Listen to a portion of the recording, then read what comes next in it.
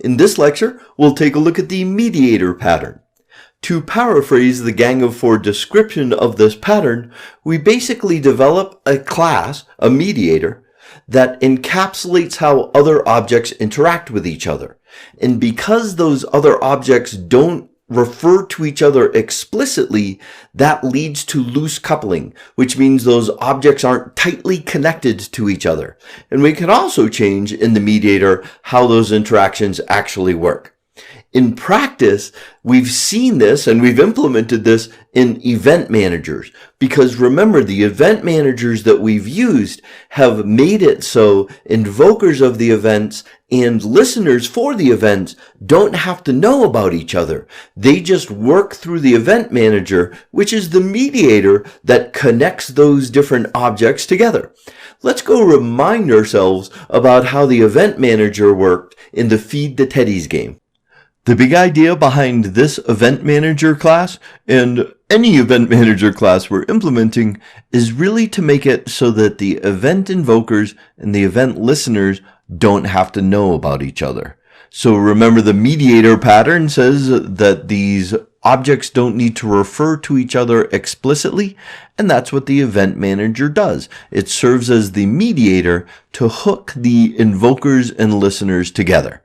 So we have a field of invokers and a field of listeners, and this is a dictionary of event names and the list of invokers for that event name, and an event name and a list of listeners for that event.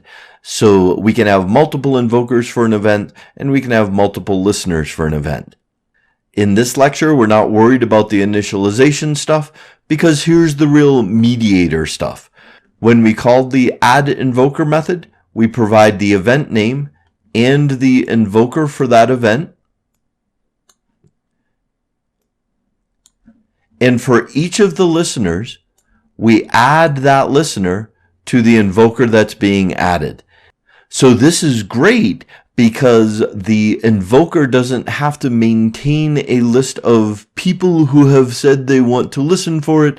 The event manager does that. And then, of course, we add the invoker to the dictionary of invokers for the given event name.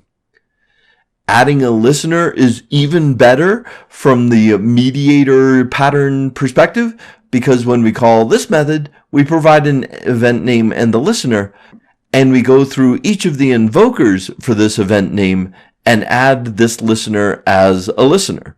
And this means that the class that holds that listener delegate doesn't have to know about all the objects that are currently in the game that might invoke this event.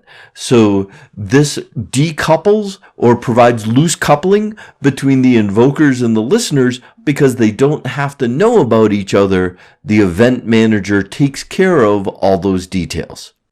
To recap, in this lecture, we saw how the event manager in the Feed the Teddies game implements the mediator design pattern.